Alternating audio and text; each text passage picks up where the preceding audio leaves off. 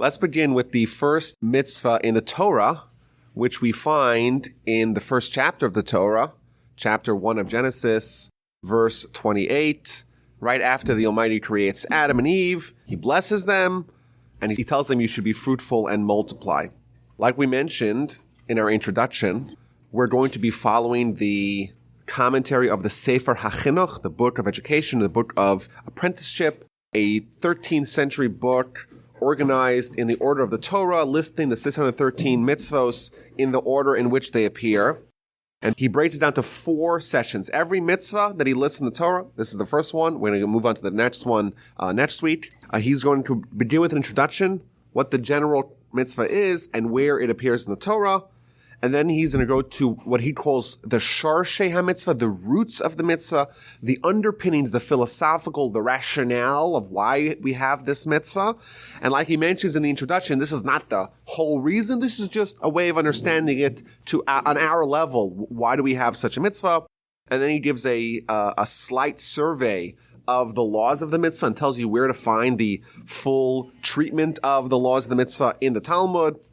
And he ends off with some of the questions of applicability. When does this apply? Is this only in Israel? Is this for men? Is this for women? And some of the general questions of to whom and where this mitzvah applies.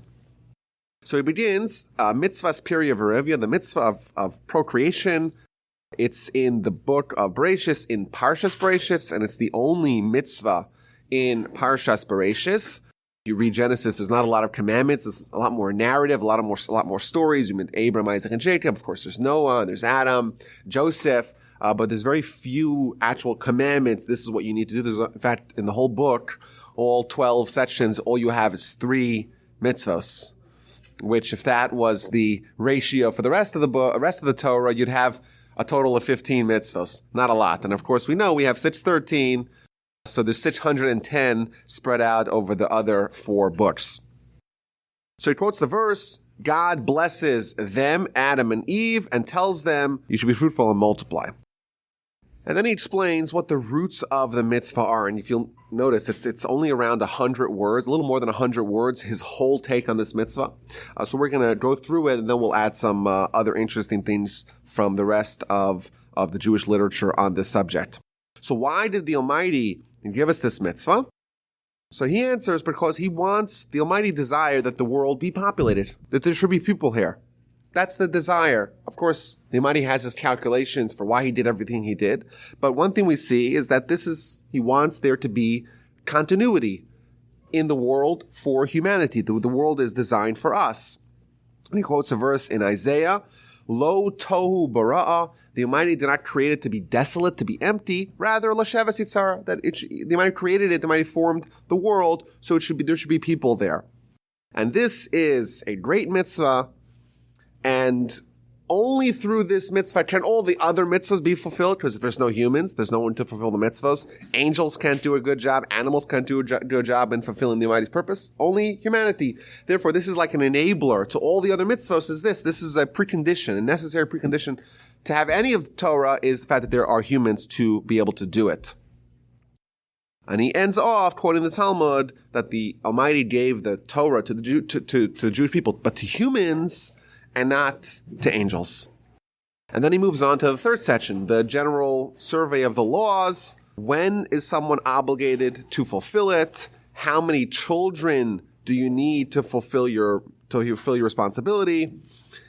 Is there any way to sidestep? Is there any way if someone is busy with something even more important that they don't need to fulfill this mitzvah? And the rest of the details of the mitzvah are found in the 6th chapter of the book of Yevamos.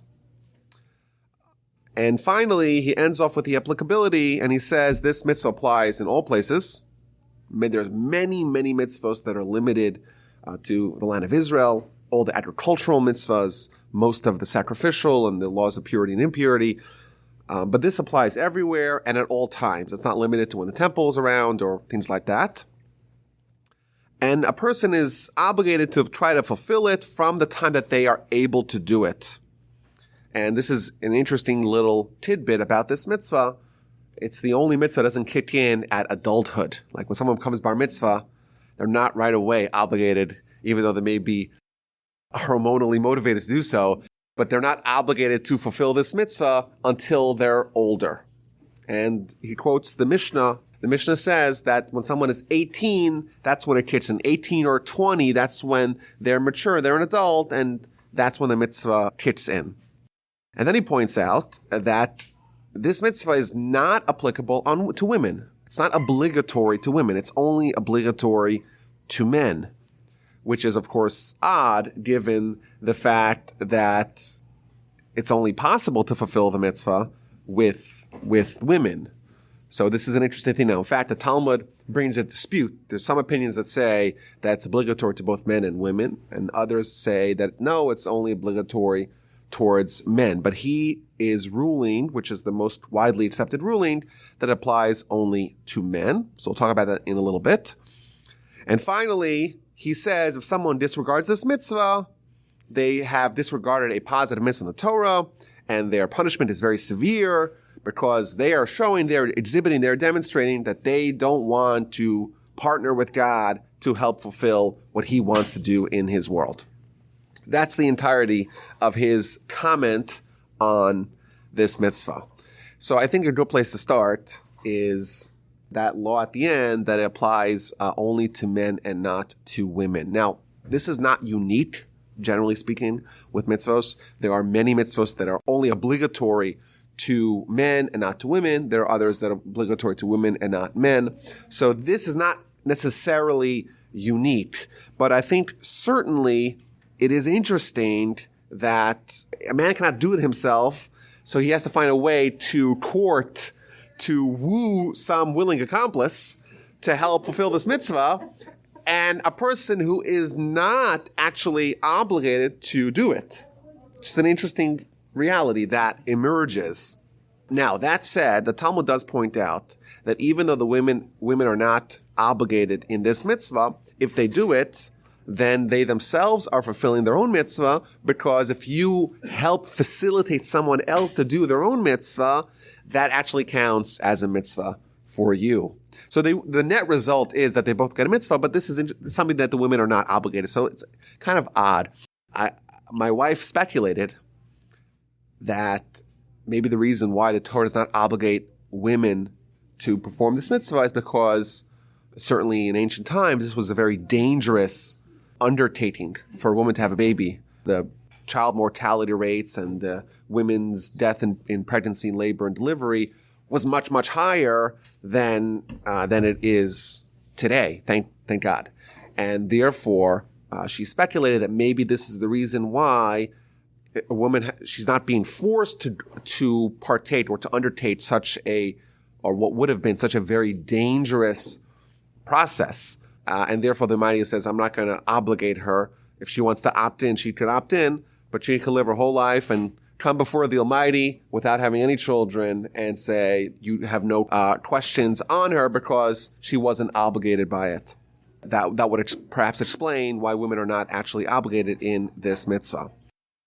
Now, I think it is interesting. If I was given a list of 613 commandments and I had to give a guess which one of them would be the first one that appears in the Torah, chapter 1, which would be the first one? I don't know, maybe you would guess this mitzvah because like he says it's one that all the other mitzvos hinge upon this one. If there's no humans, there's no Torah, there's no anything, there's no civilization, there's no continuity, there's no settlement of the land, there's no population.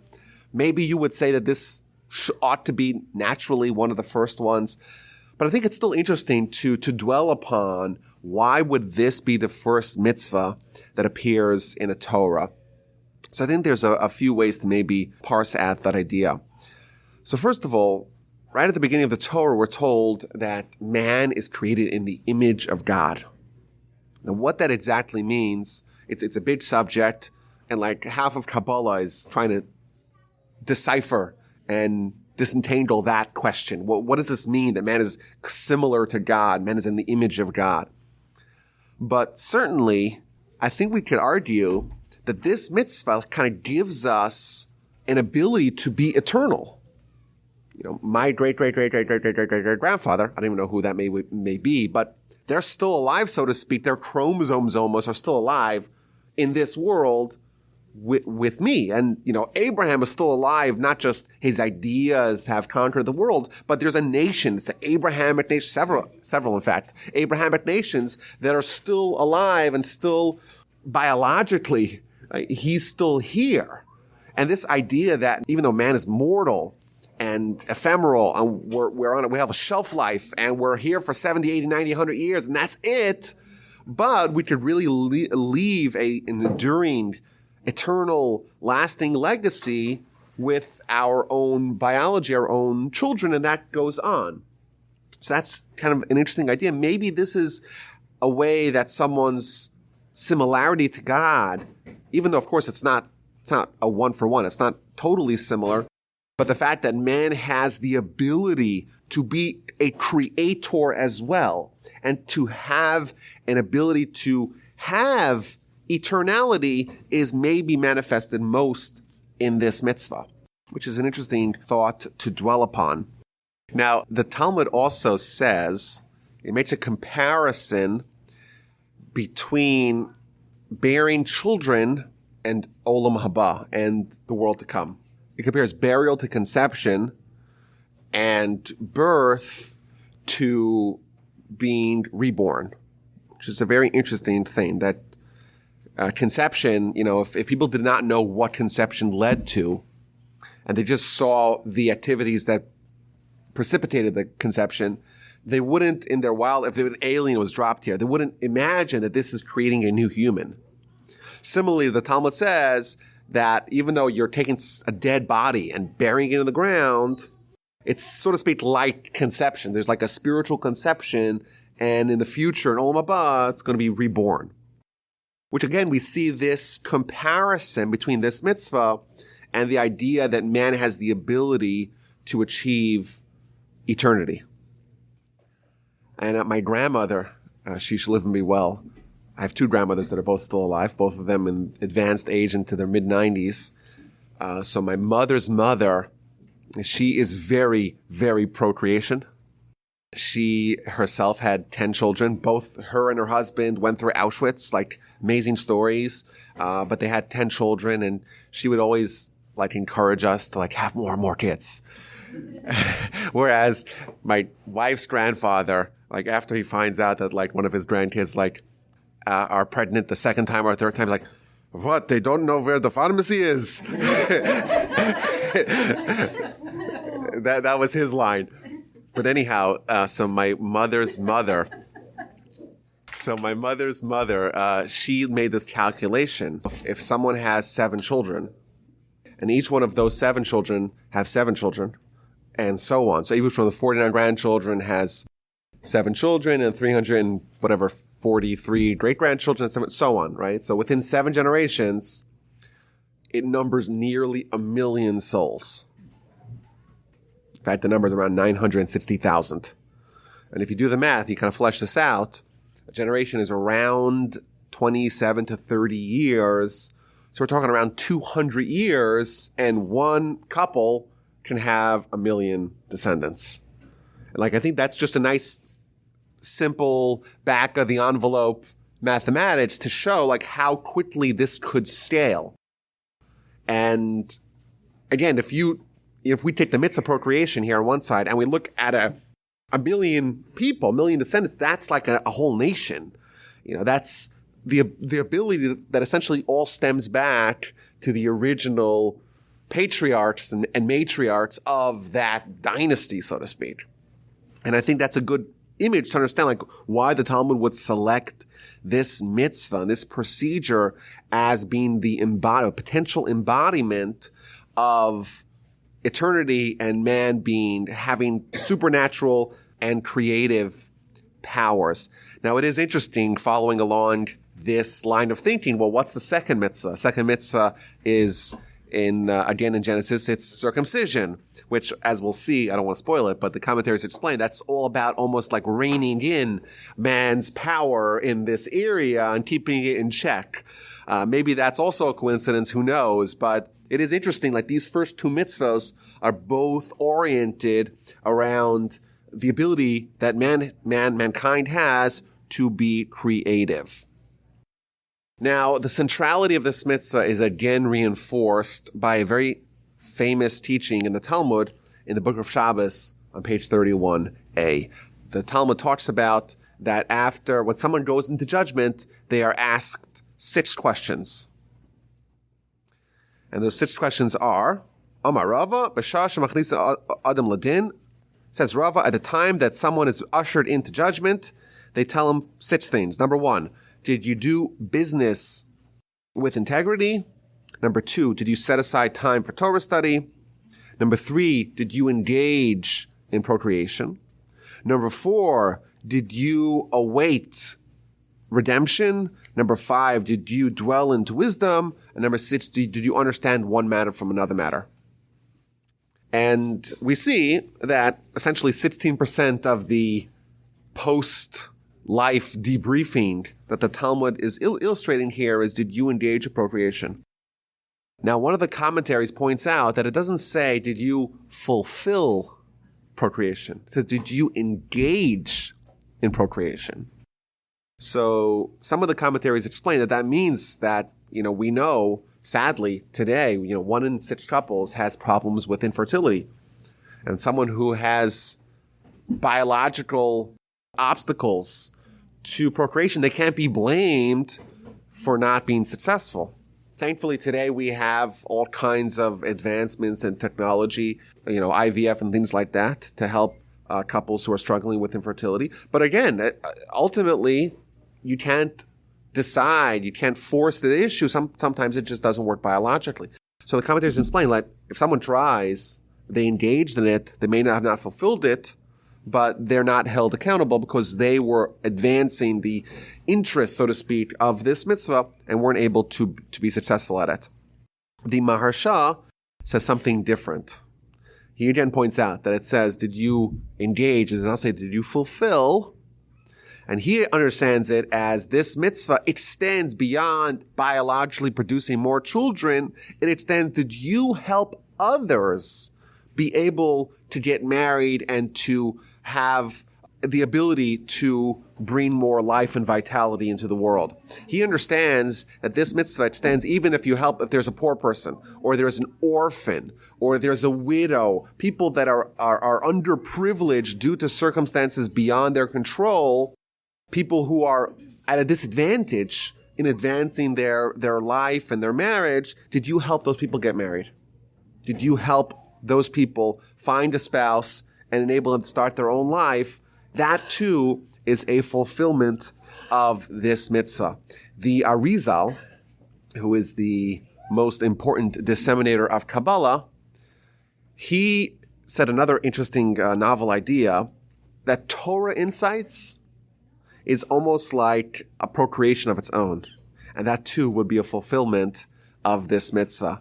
And there is precedent for this idea because there's many times in the Talmud where it compares the relationship of the Jewish people and Torah to a spouse, husband and wife. And Shavuot, the Sinai experience, is like a wedding.